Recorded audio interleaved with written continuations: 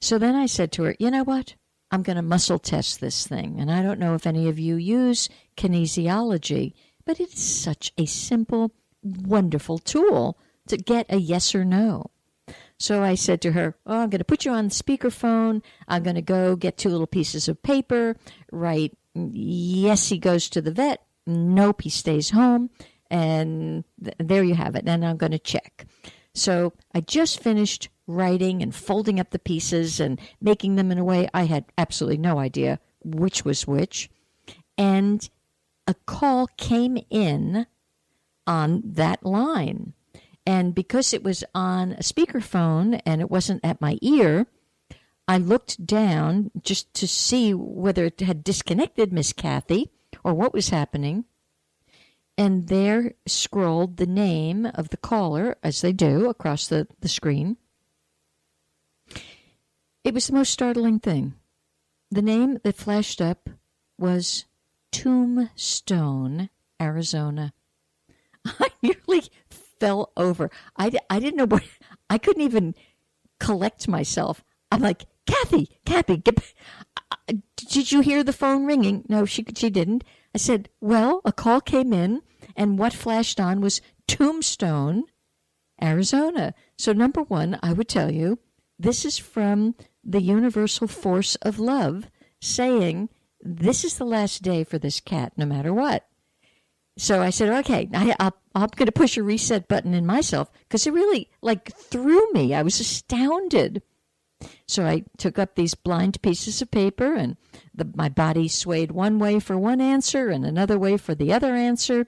And the way that swayed for yes, I opened up the paper and sure enough, the answer was yes, he's to go to the vet today. So I calmly delivered that message to Kathy. The minute she heard the message, her whole frequency changed. It's as if she knew, but she was simply too attached to be able to get clear through the emotion. I mean, she's got to make this determination for a dear, dear buddy who's been good to her. She's been good to this beautiful animal. But it was remarkable to see the endorsement from the universe. Yep, today's the day. And so shortly, about 5:30 today, Mr. B will be going to cat heaven, and Mr. B will be perfectly fine because he certainly has been loved by 2 gals, one who could hold him close and one who held him energetically close for the last many, many years. So there's no better send-off, and so there we have it. So when you don't know what to do sometimes, I will strongly encourage you to learn a little kinesiology. It's just simply wonderful. Okay, now it's your turn to call in. Does anybody have any comment about Kathy's story? Do you think it's all a bunch of baloney? Have you ever had a story that matches it? What's your perspective on it? Do you think I'm nuts? What is it? So let's just see. Who's going to be brave enough to say, okay, Elaine, yeah, you are nuts. You've gone over the edge. How could Tombstone, Arizona possibly call you? And incidentally, I double-checked it after I hung up from Kathy. And yeah, I'm sure it was a telemarketer with a rather grim message for myself, but instead it was for the cat. So there we have it. So hello on line number 1. How you doing? Hello? Elaine? Yes. Hi, Elaine? Yep. This is Susan in Texas. Hi, Susan. Are you home? Are you back? Where'd you go? I'm home. I'm leaving on Thursday, so I was kind of hoping there might be some kind of message for my trip. Okay. Well, first of all, did you hear the first message of the day? I did. Yes, I did. All right. So that cellular healing, I'll talk a little bit more about that. Part of it is, what do you have to let go of in your own value system? In other words, are you devaluing yourself? Well, okay, that keeps coming up a lot. All righty. So it's kind of like looking in that internal jewelry box that we all carry around, and we've still got baubles from, a sixth grade little pitter-patter heart link or something that has emotional and sentimental value, but perhaps it's time to even let go of some of that.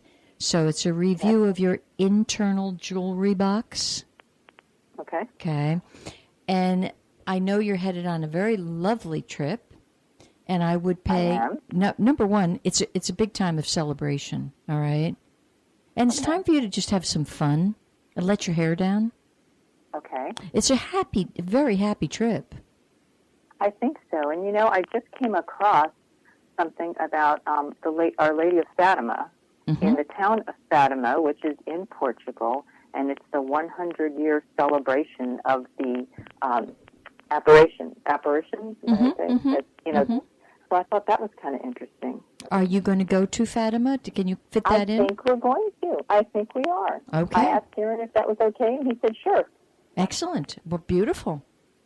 I feel a great appreciation for the energy that the woman who was known as Mary when she was on the planet, for the frequency that she still holds for this planet, because she really did embrace it. And she doesn't speak in all this fear nonsense that's attributed to her. So no, she just said to pray for the world, to end war and to pray for the world. Yeah, I doubt she says that. I'll tell you why. Okay. I really do. I think that's way too Catholic, and it's okay. She's an ascended master, for corn's sake. They wouldn't speak like that. Okay. They would really tell you, celebrate life. The world is an illusion. It's simply a projection of consciousness. So there's nothing to pray for. And I know that sounds blasphemous. I know. Okay. But it's a case of give it up. Look through the illusion of the war and the conflict and the chaos. I work long and hard on that, and I slip and slide just as you do, and can get terribly pulled into the believing that it's real. I know people are suffering, but the minute they want to get out of the suffering, we can. Collectively, we can. But those of us who are not, we were not born, thank God, into a war-torn culture, we can hold the frequency of liberation and the return of beauty and joy and song and dance and laughter. But you can't hold that frequency if you're not doing it. Okay. So your job is to simply enjoy. I mean, it's a huge job because you're a warrior. What do you mean enjoy? I better do something. I better pray for world peace. No. Right. Just sit, observe, and enjoy. Well, celebrate. For corn's sake, celebrate. Okay, celebrate. Celebrate you. Celebrate being you. Okay. If you're God in drag, which you are, when are we going to celebrate the fact that we are the Buddha?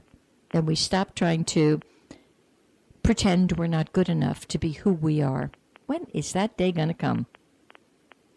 And I actually think it comes through celebration. Okay. Mm-hmm. And that's kind of a whole new frequency for me. I've not been a good celebrator in life because it was kind of like that, the statue of the Rodin, the fingers curled up on the forehead, and this is serious business, and oh my God, I better do something and help and fix, and no. Right. No. I think in this case, your main message, and it's very loud and very clear, this is a celebration. You deserve this time off. You can take your work hat off. So that's why if you do go to a place like Fatima, please don't go in sorrowful with beating of the chest and I better pray for world peace. Don't go. That's how serious I am about that one. Okay. Mm-hmm. Well, I'm glad I asked, because then I won't go that way. Well, go with happiness and, twirling Yeah, around. I mean, go with happy. I mean, that's what I'm saying. Go with happiness. Yeah. And you'll see, after I've just spoken this way, you'll see how sort of disconcerting it is to see the gnashing of the teeth. The Madonna, the Blessed Mother, I mean, as I've contemplated these energies that get it, okay? If they get it, then that's why they are called a master. Well, mastery is the fact that I am that. And there's nothing to change or fix. It's just showing up completely. So the thrust of her energy, just by showing up, is what changes things. That's all. But I'd be very skeptical if she ever, put out the memo of, pray for world peace. That could be. Mm-hmm. Yeah, that's probably somebody's interpretation. Absolutely. Mm-hmm. Mm-hmm. To keep you low and to keep you humble and frightened. No, I don't buy it. I buy it less and less and less every single breath I take anymore. I didn't even realize that Fatima was in Portugal until I started doing some research and kind of digging around. Mm-hmm. Mm-hmm. Yep. And this whole, look at having grown up as a very, very devoted little Catholic girl, we certainly heard all about the 3 children and the message that can never be revealed because it's so secret. Oy, really? Doesn't that just exhaust us anymore? It does. Yeah. I mean, come, get over yourselves. Secrets, they don't hold any water for me. I think the secret that she probably said is, wake up, you are that. I bet you that's what she said.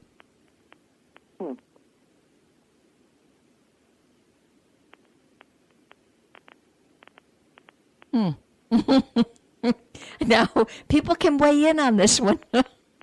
Yes, that might get some good conversation. Yes, it might, because I know it touches a lot of nerves. What I just said is probably on par with my conversation about vaccinations last week, which I left the station feeling rather vulnerable and not in a good space, because I could feel the pushback. And I'm like, it's all a point of perspective. So share your perspective, and let's hear from you. And but open your mind to maybe there's another stream of thought about it, rather than this lockdown of thought. I love that. Mm-hmm. Mm-hmm. So glad I called it. Yeah, me too. Me too. So when you go to Fatima, I fully expect that you will feel her presence, if not full on see it, and ask her, so what do you need? What how can I team up here? What's cooking, and what do we need to do to get to be more in who we are?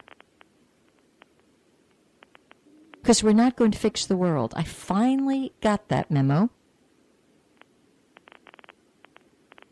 Because some people, Susan, need war. I mean, they came to this planet because that's what their soul really wants to have. So how dare you or I say, oh, no, you shouldn't have war? If that's what they've come to learn through, okay, that's cool. Yeah. Mm-hmm. That's true. Mm-hmm.